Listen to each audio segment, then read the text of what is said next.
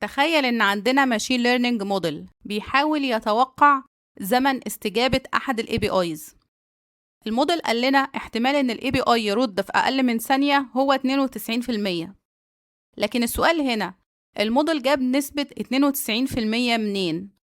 وليه ما قالش إن زمن الاستجابة هيكون بالظبط 7/10 ثانية؟ الإجابة إن أغلب الظواهر اللي بنتعامل معاها في الإحصاء والماشين ليرنينج مش بيكون ليها نتيجة واحدة مضمونة، لكن بيكون قدامنا مجموعة من النتائج المحتملة، وكل نتيجة مرتبطة باحتمال. وعشان نحول عدم اليقين ده إلى شكل رياضي نقدر ندرسه ونبني عليه مودلز، بنستخدم مفهوم مهم جدا اسمه الراندوم فاريبل. أنا هدى أسامة، والنهاردة هنتعرف على راندوم فاريبلز والفرق بين الديسكريت والكونتينيوس فاريبلز، وإزاي بنستخدم الCDF والBDF والBMF علشان نمثل الاحتمالات ونحسبها. في الفيديوهات اللي فاتت كنا اتكلمنا عن الراندومنس والسامبل سبيس والإيفنتس، وعرفنا إن أي تجربة عشوائية بيكون ليها مجموعة من النتائج الممكنة. مثلا لو أرسلنا ريكوست للسيرفر، ممكن الريكوست يرد بسرعة أو يتأخر أو يفشل تماما. كل نتيجة من النتائج دي بتعتبر outcome، ومجموعة كل النتائج الممكنة اسمها sample space.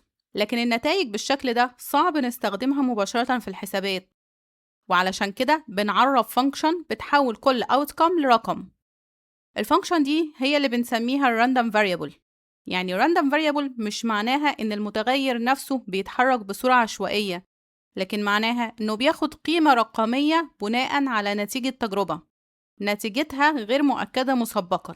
رياضيا بنقول إن random variable هي function بتحول عناصر السامبل سبيس لأرقام حقيقية. هنا لازم نفرق بين رمزين بيظهروا كتير جدا في الإحصاء، الحرف الكبير X والحرف الصغير X small. الحرف الكبير X capital بيمثل الراندوم variable، الراندوم variable نفسها، يعني المتغير بكل القيم الممكنة اللي يقدر ياخدها. أما الحرف الصغير X small فبيمثل قيمة محددة ظهرت بالفعل أو بنسأل عنها.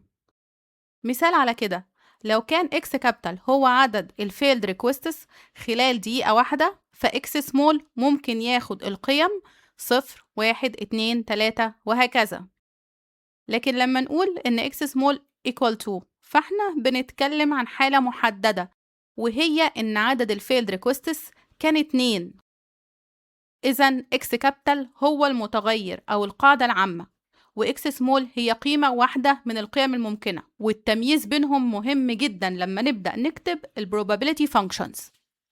ال random variables بتنقسم لنوعين أساسيين، ال discrete random variables وال continuous random variables.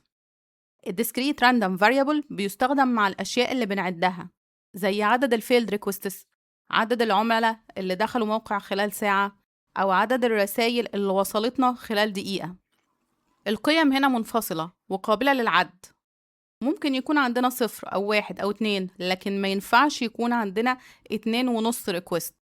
أما continuous random variable فبنستخدمه مع الأشياء اللي بنقيسها، زي مثلا زمن استجابة السيرفر، درجة الحرارة، الطول، أو وزن منتج. القيمة هنا ممكن تكون 7/10 ثانية أو 73 ثانية، وكل ما زادت دقة القياس ظهرت قيم أكتر بين القيمتين. إذن القاعدة البسيطة هي discrete بنعده أو continuous بنقيسه. علشان نمثل احتمالات ال discrete random variable بنستخدم probability mass function واختصارها BMF. خلينا نفترض إن X capital بيمثل عدد الفيلد ريكوستس خلال دقيقة. بعد مراقبة النظام لفترة طويلة حصلنا على التوزيع التالي: احتمال عدم وجود أي failed requests بيساوي 4/10، واحتمال وجود failed request 1 بيساوي 35%، واحتمال وجود 2 بيساوي 2/10، واحتمال وجود 3 بيساوي 5%. لو عايزين نحسب احتمال إن عدد الفيلد requests بيساوي 2، بنكتب probability of x equal to بتساوي 0.2. وفي رسم ال BMF كل قيمة بتظهر في صورة عمود منفصل، وارتفاع العمود بيمثل الاحتمال الفعلي للقيمة، ولازم مجموع احتمالات كل القيم بيساوي 1. في المثال 4/10 زائد 35% زائد 2/10 زائد 5% بيساوي 1. لكن لما يكون المتغير continuous الوضع بيختلف. هنا بنستخدم probability density function أو BDF. خلينا نقول إن T هو زمن استجابة السيرفر. الزمن ممكن يكون 200 ملي سكند، لكن ممكن كمان يكون 200.1 أو 200.01 أو 200.001 ملي سكند. يعني بين أي قيمتين في عدد لا نهائي من القيم الممكنة، وده بيؤدي لنتيجة تبدو غريبة في البداية. في ال Continuous Random Variable احتمال الحصول على قيمة واحدة محددة بالظبط بيساوي 0. يعني probability of t equal exactly 200 milliseconds equal 0. ده مش معناه إن القيمة 200 مستحيل تظهر، لكن معناه إن قيمة واحدة مقارنة بعدد لا نهائي من القيم الممكنة ما ينفعش يكون ليها احتمال منفصل غير صفري في الموديل المستمر. كمان ارتفاع منحنى ال BDF لا يمثل probability مباشرة، هو بيمثل إيه؟ probability density. طيب لو احتمال قيمة واحدة بيساوي 0، إزاي نحسب الاحتمالات في ال Continuous Variables؟ بدل ما نسأل عن نقطة واحدة بنسأل عن interval. مثلا ما احتمال إن زمن استجابة السيرفر يكون بين 100 وال200 ملي سكند؟ هنا بنحدد الجزء الموجود بين 100 وال200 تحت منحنى ال BDF، والاحتمال بيساوي مساحة المنطقة الموجودة تحت المنحنى داخل الانترفال ده. رياضيا بنحسب المساحة باستخدام الانتجريشن، يعني احتمال ان t يقع بين 100 و200 بيساوي تكامل الدنسيتي فانكشن من 100 إلى 200، وكلما زادت المساحة المظللة زاد الاحتمال. أما المساحة الكلية تحت منحنى ال BDF بالكامل فلازم تساوي 1.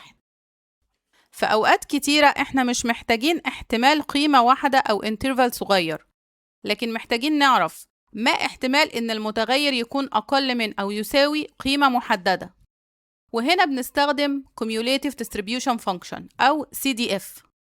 ال CDF بنرمز لها ب f of x، وبتساوي احتمال إن x كابيتال يكون أقل من أو يساوي x small. مثلا لو قلنا f of 200 milliseconds equal 0.82، فده معناه إيه؟ معناه إن 82% من الريكوستس كان زمن استجابتها أقل من أو يساوي 200 ملي سكند.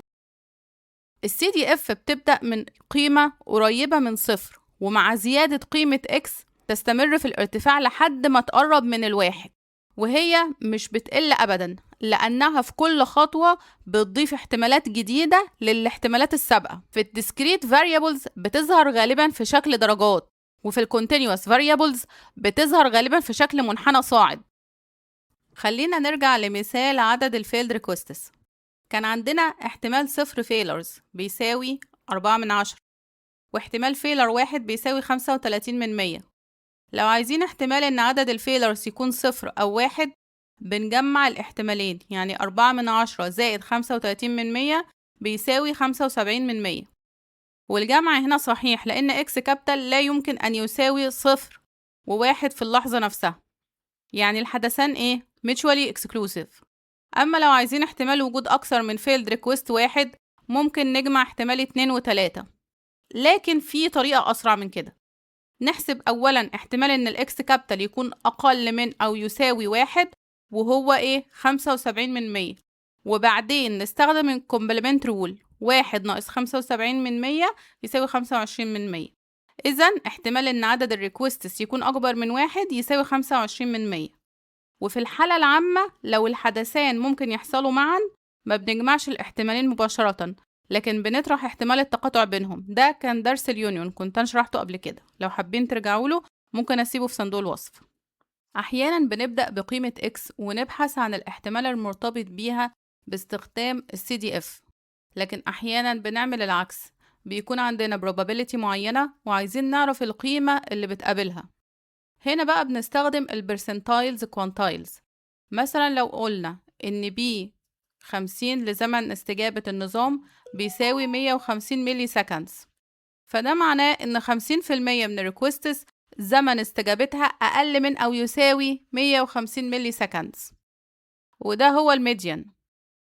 ولو قلنا إن B 95 بتساوي 400 ملي سكند، فده معناه إن 95% من الريكوستس بترد خلال 400 ملي سكندز أو أقل، و5% فقط تتجاوز الزمن ده. وده استخدام مهم جدا في مراقبة أداء الأنظمة. وفي تحليل البيانات واختيار الثري شولدز داخل الماشين ليرنينج مودلز. إذا عندنا اتجاهين، من قيمة x إلى probability باستخدام CDF، ومن probability إلى قيمة x باستخدام inverse CDF أو quantile function. قبل ما نخلص الموضوع خلينا نشوف أهم الأخطاء اللي ممكن تحصل. الخطأ الأول إننا نتعامل مع ارتفاع منحنى PDF كأنه probability. الصح إن probability في المتغير المستمر بتيجي من المساحة تحت المنحنى، مش من ارتفاع نقطة واحدة، تمام؟ لأن ده interval. الخطأ التاني إننا نخلط بين x capital و x small. x capital هي random variable والx small هي قيمة محددة. الخطأ التالت إننا نقول إن احتمال قيمة واحدة في continuous distribution ليها قيمة موجبة، لأن في continuous model probability of x equals 0. الخطأ الرابع إن مجموع احتمالات discrete distribution لا يساوي 1، أو إن المساحة الكلية تحت PDF لا تساوي 1. والخطأ الخامس إننا نخلط بين probability of x capital equals x و probability of x capital less than or equal to x. الأولى احتمال قيمة محددة في BMF، أما التانية فهي قيمة CDF التراكمية. خلينا نربط كل المفاهيم ببعض. أولاً بنبدأ بتجربة نتيجتها غير مؤكدة. بعد كده بنستخدم random variable علشان نحول النتائج إلى قيم رقمية. لو القيم منفصلة وقابلة للعد بنستخدم discrete random variable وبنمثل احتمالاتها باستخدام BMF. ولو القيم ناتجة عن قياس وبنتحرك على مدى مستمر بنستخدم continuous random variable وبنمثلها باستخدام BDF. ولحساب احتمال الانترفال في continuous distribution بنحسب المساحة تحت المنحنى. بعد كده بنستخدم CDF علشان نعرف احتمال إن المتغير يكون أقل من أو يساوي threshold معين. وباستخدام الكوانتايلز نقدر نبدأ من probability ونوصل إلى قيمة المقابلة ليها. المفاهيم دي مش منفصلة عن الماشين ليرنينج، هي الأساس اللي بنستخدمه لفهم البيانات وبناء probability models وتقييم المخاطر واكتشاف الأوتلايرز والتعامل مع uncertainties في البريدكشن. لأن الماشين ليرنينج موديل مش بيحاول يحفظ رقم واحد فقط، هو بيحاول يفهم التوزيع اللي ممكن القيم تطلع منه. دلوقتي بقينا نعرف إن الراندوم فاريبل هي حلقة الوصل بين النتائج العشوائية والحسابات الرياضية، وعرفنا الفرق بين BMF والBDF والCDF، وإزاي نتحرك من القيم إلى الاحتمالات أو من الاحتمالات إلى القيم. في الفيديوهات القادمة هنستخدم الأساس ده علشان نفهم أشهر probability distributions وإزاي بتظهر داخل الإحصاء والماشين ليرنينج. اكتبولي في التعليقات إيه أكتر جزء كان محتاج تركيز، الفرق بين BMF والBDF ولا فكرة إن احتمال النقطة الواحدة في continuous distribution يساوي 0. وما تنسوش تتابعوا السلسلة كلها على قناة هدى أسامة AI، وتقدروا تلاقوا الشرح المكتوب والأمثلة على الجيت هاب بلوج بتاعي.